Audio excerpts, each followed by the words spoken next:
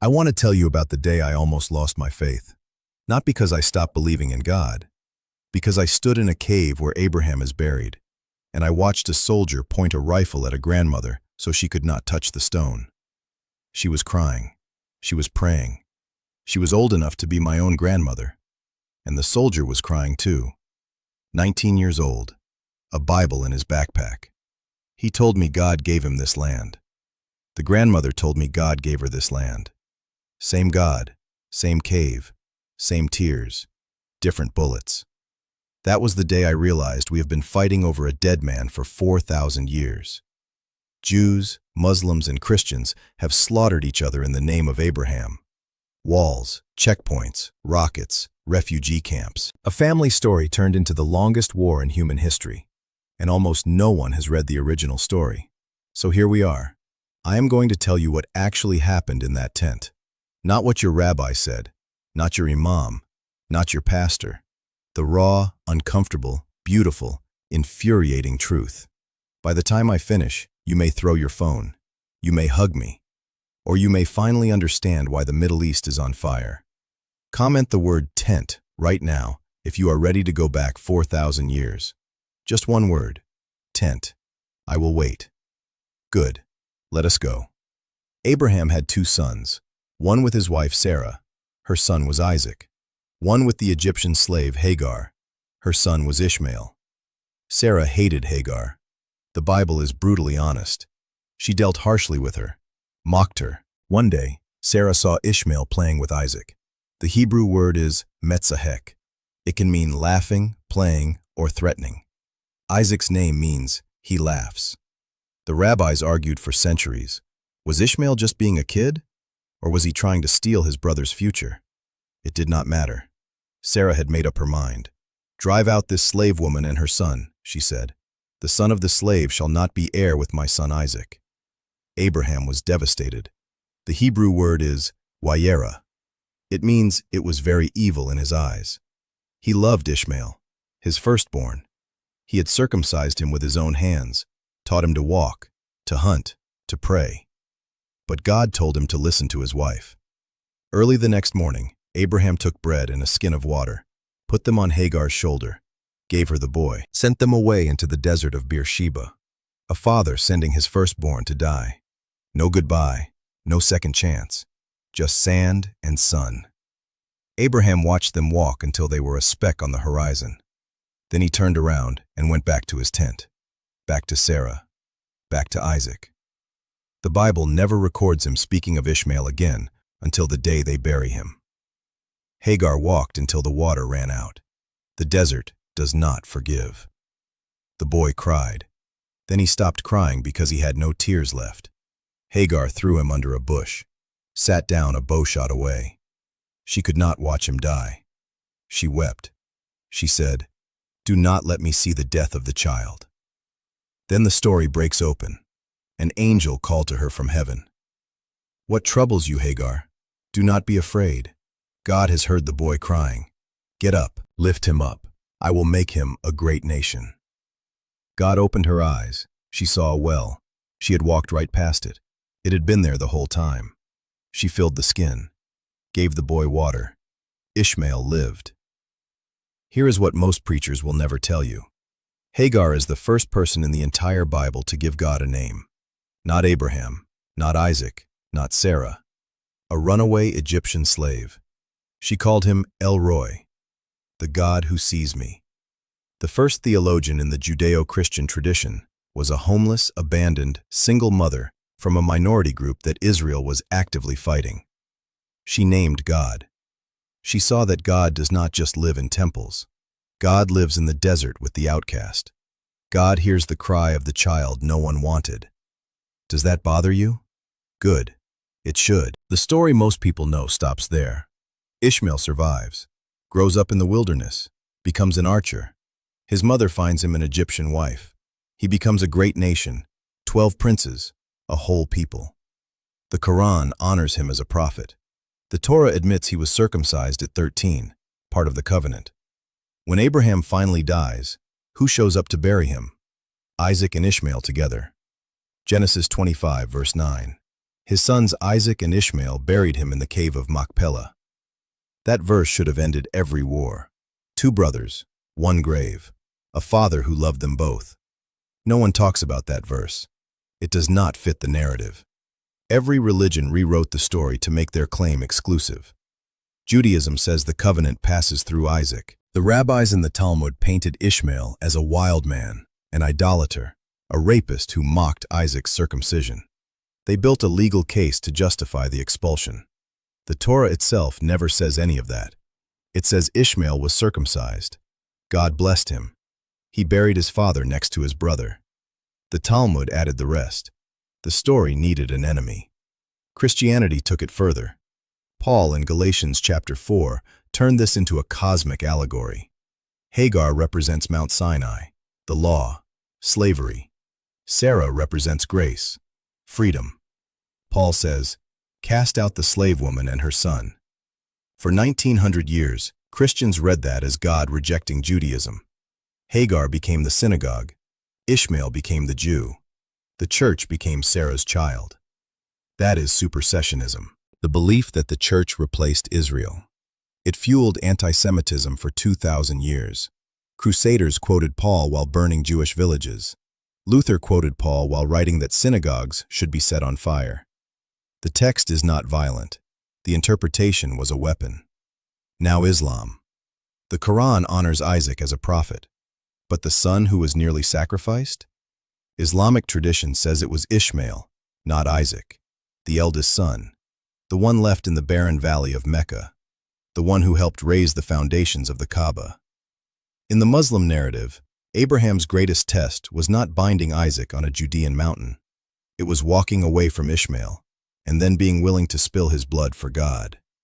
In one stroke, Islam reclaims the eldest son as the true heir. Mecca replaces Moriah. The covenant shifts south. Do you feel that heat in your chest? That is the story working on you. 3 books, 2 sons, 1 father. Every religion says, no, you misunderstood. He was ours first. He loved our son more. The blessing belongs to us.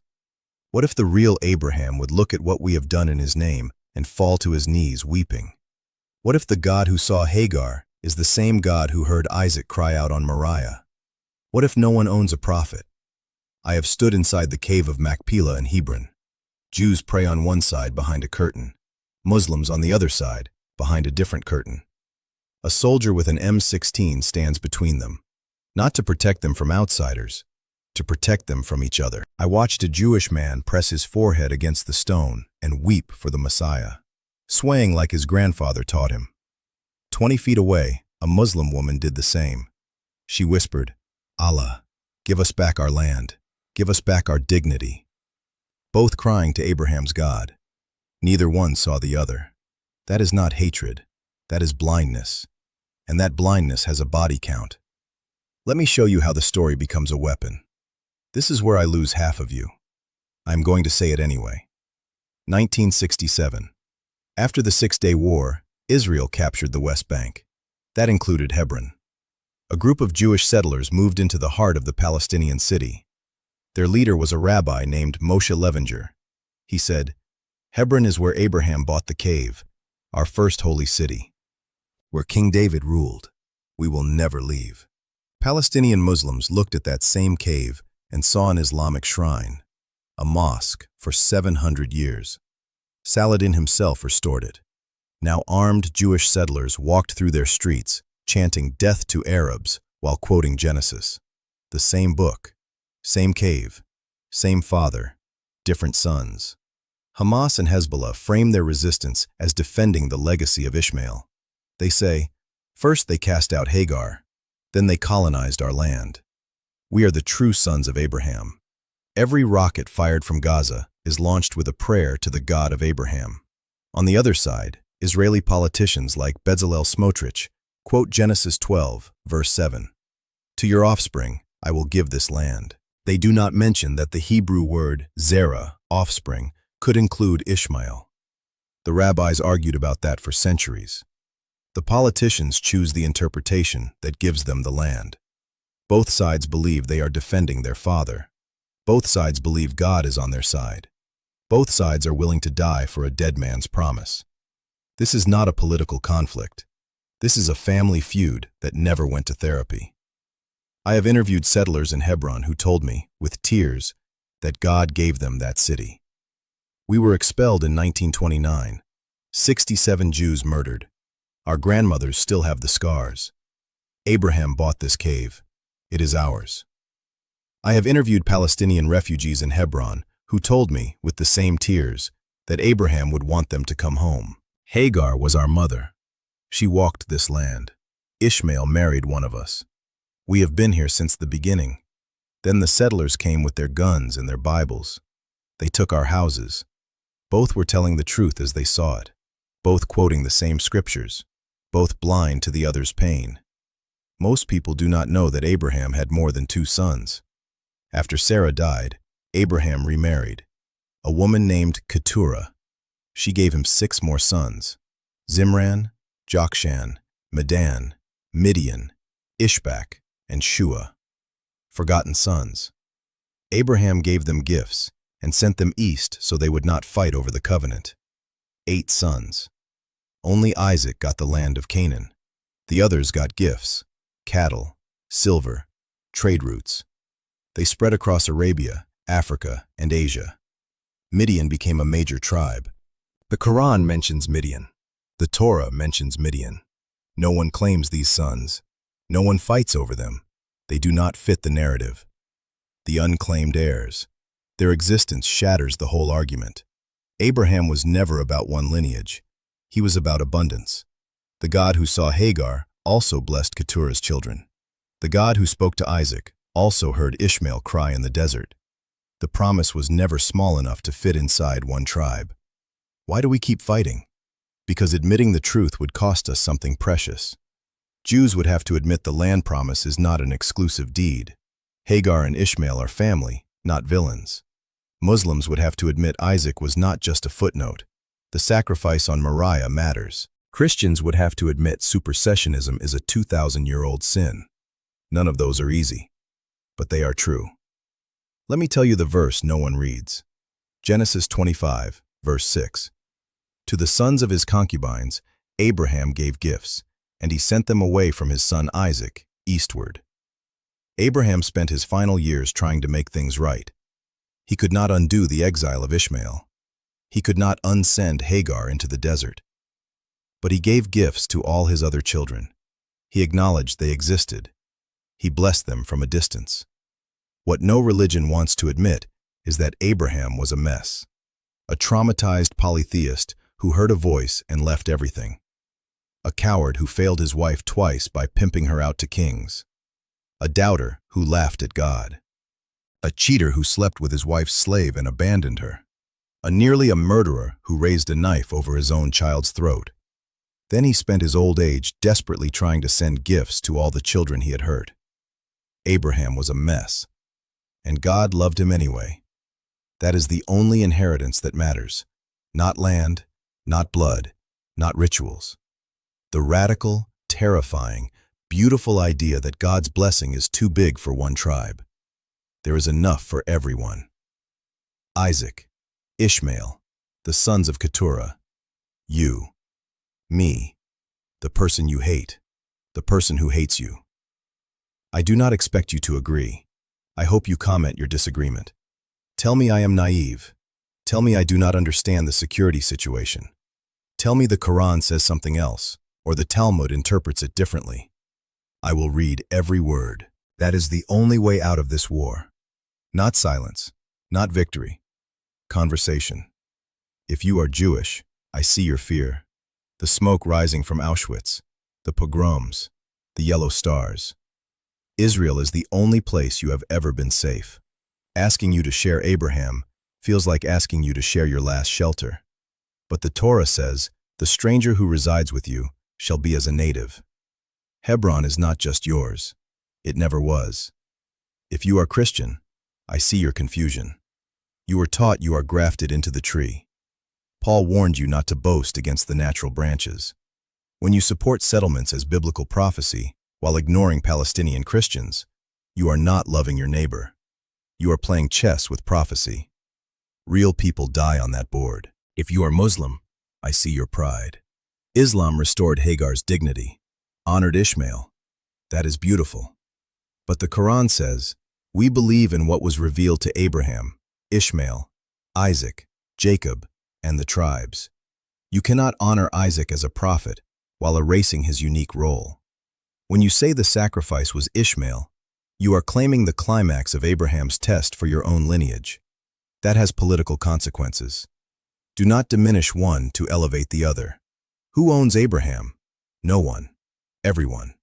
Abraham belongs to the person who looks at their enemy and says, we share a father. I am tired of the blood. Tired of the rockets and the checkpoints and the funerals. Tired of hearing about Abraham's family while watching Abraham's children bury their children. I have walked the streets of Hebron. Razor wire. Surveillance cameras. Children throwing stones. Settler kids with peyote curls on the same hill where Palestinian kids with keffiyehs hide from soldiers. Both born into a war that started 4,000 years before they drew their first breath. Neither chose this. All of them trace it back to a tent where Sarah demanded that Hagar be thrown out. But Abraham could remember, holding Ishmael on his knee, laughing when God said Sarah would have Isaac, weeping as Hagar walked into the desert, burying Sarah and then marrying Keturah and having 6 more sons, and sending them away with gifts because he could not bear to watch any more of his children fight. If Abraham could speak to us today, he would say this: stop fighting over my grave. Start living my blessing. I did not leave Ur for a real estate war. I left Ur because I heard a voice that said all families on earth will be blessed through me. All families. Not just Isaac's, not just Ishmael's. The Hittites, the Egyptians, the Babylonians, the Romans, the Crusaders, the Ottomans, the British, the Israelis, the Palestinians. You turned my tent into a battlefield, my sons into weapons, my God into a flag. You argue about which son was bound, while forgetting that both sons were nearly destroyed by your need to be right. Sit down with your enemy.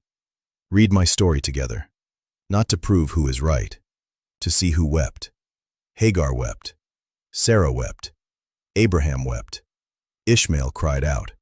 Isaac trembled. Everyone bled. Everyone lost. Everyone was afraid. That is what you share. Not ownership, not victory. Wounds. If you can sit with someone else's wound without trying to fix it or blame them for it, you are my true heir. Not the one with the land deed, not the one with the temple, not the one with the sword, the one with the open heart. I do not know what you believe. I know you felt something. Anger, hope, confusion, a tear you did not expect. That feeling is the crack in your certainty. Do not close it. Let it breathe. The God who saw Hagar in the desert is the same God who heard Isaac on the mountain.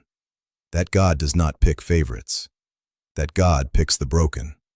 All of us are broken. Comment below. Your tradition. Jew, Muslim, Christian, none. One thing that hurt to hear. One thing that gave you hope. I will read every comment, even the angry ones, especially the angry ones. Then do something that will make this video reach someone who needs it. Send it to one person from a different tradition. Not to argue, to listen. Ask them where they see themselves in Abraham's story. Do not correct them, just hear them. That is how the war ends. One conversation at a time, one share at a time. If this cracked something open for you, smash like, subscribe, hit the bell. The algorithm buries videos that refuse to pick a side. I refused to pick a side. Help me prove that neutrality is not weakness, that seeing the pain of both Hagar and Sarah is not betrayal, that Abraham's true children are those who weep with the weeping. Share this video. Screen record your favorite part. Post it on your story. Tag a friend who needs to hear this. That is how we win. Not with bullets, with shares. Shalom, salam, peace. May the God who sees Hagar also see you. May you finally see her too. Comment tent if you made it to the end. Share this with someone from a different faith. No hate, just truth.